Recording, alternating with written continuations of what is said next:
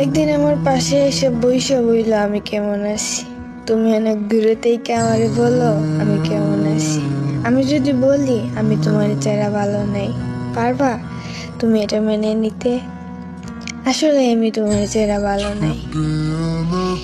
এই যে আমি তোমারে আগের মতো দেখি না, আগের মতো আর বলতে পারি না তোমার এক নজর না দেখলে আমার কেমন লাগে।